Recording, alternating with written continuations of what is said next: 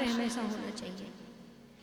अब प्रहलाद को माध्यम बना करके जब उस पर अत्याचार किया, मुख से निकल गया कि खम्भ में ईश्वर है, तो भगवान को भक्त के वचन को सत्य करने के लिए खम्भ से प्रकट होना पड़ा। नरसिंह भगवान नारायण आज नरसिंह बन करके उस खम्भ से प्रकट हो गए हैं। बोलिए नरसिंह भगवान की जय हो।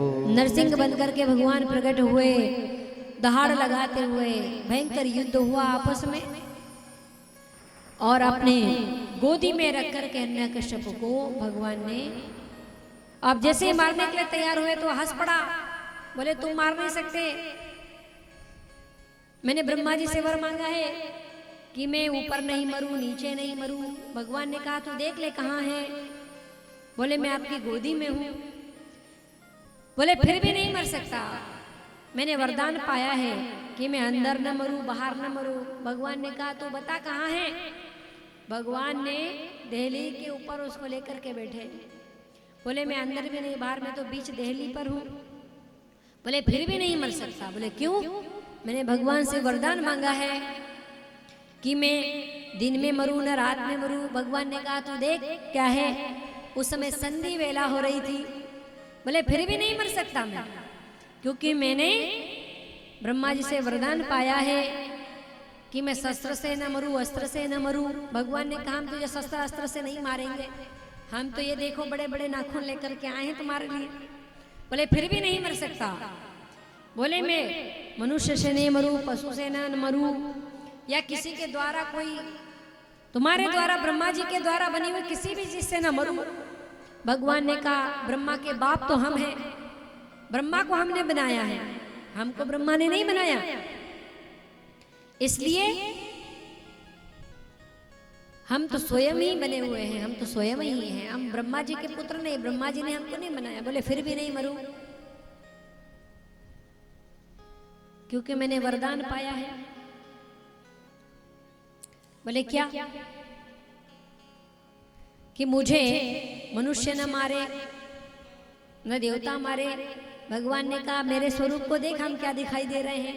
उसने कहा बोले तुम तो पूरे पूरे इंसान भी नहीं दिखते और पूरे पूरे जानवर भी नहीं दिखते, बोले तुम तो नरसिंह हो। भगवान ने कहा नरसिंह बनकर के हम आ गए। तो बोले फिर भी नहीं मरूंगा। बोले मैंने वरदान मांगा है कि मैं 12 महीने में ना मरूं। भगवान ने कहा कोई बात नहीं, जगत में हमसे चतुर कोई हो ही नहीं सकता। वो आम वाली कहानी याद करो फिर। भगवान ने कहा भैया हमने तेरे लिए 13वां महीना भी बना लिया, जिसको हम खरमास कहते हैं, अधिक मास कहते हैं, पुरुषोत्तम मास।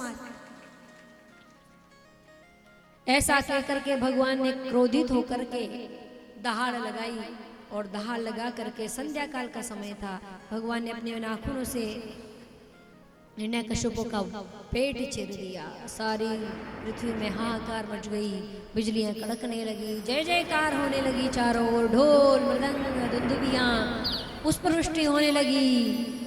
पर भगवान का क्रोध शांत नहीं होता। सब भगवान की स्तुति कर रहे हैं, लेकिन भगवान बड़े क्रोधित, क्योंकि मेरे भक्त पर अत्याचार बहुत किया है इसने, तो क्रोध बहुत है। अंत में ब्रह्मा जी ने कहा प्रहलाद तुम्हारे कारण ही भगवान ने क्रोध किया है, तो तुम ही जाओ मनाने। तो एक एक सीढ़ी चढ़ते हुए प्रहलाद कहते कि प्रभु कहाँ मैं, आपका और मेरा तो कोई मेल ही नहीं है। एक ब्राह्मण है और वो बड़ा विद्वान है और उसके पास बहुत ज्ञान है, लेकिन आपकी भक्ति नहीं है उसके जीवन में, तो वो ब्राह्मण तो किसी काम का नहीं। लेकिन प्रभु देखो तो मेरा तो कोई मेल ही नहीं है। मैंने कहा ये पंचभौतिक शरीर मेरा हाड़ मांस से बना हुआ, ऊपर से राक्षस के घर मैंने जन्म लिया, असुरी वृत्ति का मैं, और मेरे एक शब्द पर कहने पर आप उस खम्भ से नरसिंह बन करके प्रकट हो गए। आपकी कैसे मैं महिमा गाऊं प्रभु। प्रहलाद को देख करके भगवान का क्रोध जाता रहा। गोदी में बिठा करके भगवान चाटने लगे अपनी जीभ से प्रहलाद को, और कहते कि मैं तुझसे बहुत प्रसन्न हूं, कोई वरदान मांग। प्रहलाद ने कहा प्रभु वो लोग बुद्धू होते हैं, जरा सी पूजा कर लेते हैं आपकी, और लंबी लिस्ट लगा देते हैं, भगवान मुझे पुत्र दे दे, भगवान मुझे धन दे दे, भगवान मुझे पोता दे दे। बेचारे वो बुद्धू है, पागल हैं, भोले हैं, वो आपकी चाल समझते नहीं, क्योंकि आप वस्तु तो दे देते हो लेकिन आप खुद पकड़ाते नहीं उसके हाथ। लेकिन मैं पागल नहीं, मैं बुद्धू नहीं हूं। प्रभु मुझे लालच मत दो, आप मुझे देना ही चाहते हो वरदान, तो एक वरदान दे दो कि मेरे मन में कभी मांगने की इच्छा, विषयों की इच्छा ही न पैदा हो। क्या मांगो? इसलिए मांगने से जो है भगवान पकड़ाते नहीं, भाग जाते हैं। कहता है तो अभी धन में ही खुश है तो बैठा रहे धन लेकर के। लेकिन प्रहलाद जी बड़े होशियार थे, कहा कि प्रभु लालच मत दो, पर एक कृपा जरूर कर देना प्रभु। मेरे पिता ने आपको बहुत गालियां दी, आपसे द्वेष किया, आपको रोज आपसे द्वेष करता था, आपको कई प्रकार की दुश्वानियां बोलता था। प्रभु पिता का, पुत्र का धर्म है कि पिता को पुण्य नाम के नरक से तारे। प्रभु मैं ऐसा पुत्र हूं कि अपने ही पिता को अपने ही कारण मैंने मरवा दिया। प्रभु एक वरदान दे दो, मेरे पिता को नरक में न डालना। भगवान की आंखों से आंसू झर पड़े। कहा प्रहलाद तुझ जैसे पुत्र जिस कुल में जन्म ले लेते हैं वो कुल की 14-21 पीढ़ियां तर जाती है। पुत्र मैं तुझे वचन देता हूं कि तेरे परिवार में चाहे मुझे कितनी भी कोई गालियां दे, द्वेष करे मेरे से, लेकिन मैं तुझे वचन देता हूं मैं किसी का वध आज के बाद नहीं करूंगा। आशीर्वाद देकर के भगवान जो है अंतर ध्यान हो जाते हैं। प्रहलाद कई वर्षों तक राज्य करते हैं और 12 भागवतों में से प्रहलाद जी हैं, अनन्य भक्तों में से एक भक्त प्रहलाद जी हैं। इसलिए नाम का आश्रय लेते रहो और अपने जीवन की गाड़ी को चलाते रहो। बोले वृंदावन बिहारी लाल की जय हो। आगे कथा आती है गजेंद्र की, भगवान ने हरि अवतार लेकर के गजेंद्र की रक्षा की। आगे फिर और कथा आती है समुद्र मंथन की। समुद्र मंथन में 14 रत्न प्रकट हुए, लक्ष्मी मैया प्रकट हुई। लक्ष्मी को पाने के लिए सभी लोग झगड़ पड़े, अब तो हमें मिलेगी लक्ष्मी। इधर राक्षस बैठे, इधर देवता बैठे, इधर ब्रह्मा जी बैठे, इधर शिव जी बैठे, इधर सभी लोग बैठे हैं। सबके मन में लालसा है कि लक्ष्मी हमें मिले। भाई लक्ष्मी पाने की इच्छा तो सबकी मन में होती है। प्रेम से कहो जय श्री राधे। अब राक्षस लोग कहते हमें मिले, लक्ष्मी कहते तुम्हारे पास आके क्या करूंगी? अरे मदबुद्धियों, तुम्हारे पास आऊंगी तो तुम सिर्फ मुझे एक भोग्या बना करके रख दोगे। तो धीरे धीरे चलती देवताओं के पास, तो देवताओं के पास जाती है तो मन में विचार करती है इनके पास जाने से ये मेरा सदुपयोग नहीं करेंगे, ये भी इनकी भी भोग वृत्ति है। तो इधर ब्रह्मा जी ने कहा फिर माता आप मेरे ब्रह्मलोक में चलो। ब्रह्मा जी को बोली माँ, बोले मैं आपके साथ भी नहीं आऊंगी क्योंकि आपकी दृष्टि में द्वैत भाव है, क्योंकि आपकी सृष्टि में सब एक जैसा नहीं है, सब उल्टा पुल्टा है। तो शंकर भगवान बोले माता फिर आप मेरे कैलाश पर चलो। पार्वती भी कहने लगी, लक्ष्मी जी कहने लगी प्रभु आपके पास नहीं आऊंगी। बोले क्यों? मेरे क्या मैं ठीक ठाक नहीं हूं या मेरे कोई दोष हो गया क्या?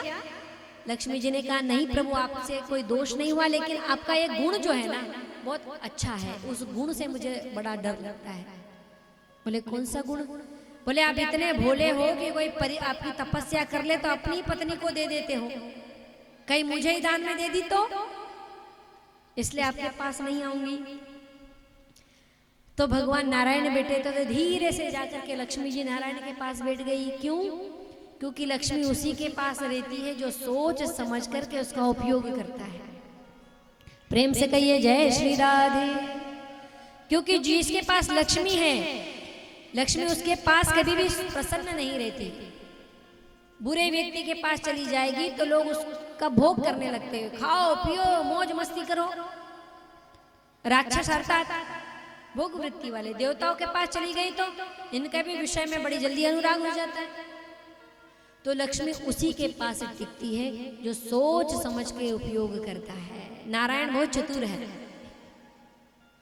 हाँ, ठोकते पीटते हैं, बहुत निचोड़ते हैं, उसके बाद किसी पर कृपा करते हैं। ब्रह्मा जी भी फंस जाते हैं कई बार आशीर्वाद देकर, भगवान शंकर तो फंस ही जाते हैं, इतने भोले हैं। रावण को आशीर्वाद दिया तो कैलाश पर्वती उठा के ले जाने के चक्कर में था। भस्मासुर को वरदान दिया तो भगवान को भस्म करने पे तुल गया। लेकिन नारायण जो है ये सोच समझ करके सब काम करते हैं। इसलिए लक्ष्मी उसी के घर में निवास करती है जो उसका सदुपयोग करता है, सत्कार्यों में उसको उपयोग करता है। जो दुरुपयोग करता है उसके घर लक्ष्मी कभी नहीं होती। इसलिए हमारे घर में लक्ष्मी है तो उसको पुत्री के भाव से देखो, माता के भाव से देखो, भोग्या के भाव से कभी ना देखो। पुत्री के भाव से देखोगे तो शांति प्रदान करेगी, माता के भाव से देखोगे तो अखंड हमारे घर में वो शांति बनाए रखेगी, आनंद से रहेगी, आनंद प्रदान करेगी। लेकिन धन है, रुतावले हो रहे हैं तो भी ठीक नहीं होता। लक्ष्मी की कृपा हमारे जीवन में है तो उससे अच्छे अच्छे कर्म करो। लक्ष्मी सिर्फ सत्कार्यों के लिए है, हमारे उपयोग के लिए, धन जमाने के लिए नहीं होता। जमा जमा करके रखा, एक दिन मर गए, ऐसा ही होता है। तितिक्षु ब्राह्मण की एक कथा आती है भागवत में। उसने धन इकट्ठा कर करके रखा, न अपने परिवार वालों को खाने दिया, न खुद खाया। एक दिन चोर ले गए, कुछ नहीं मिला।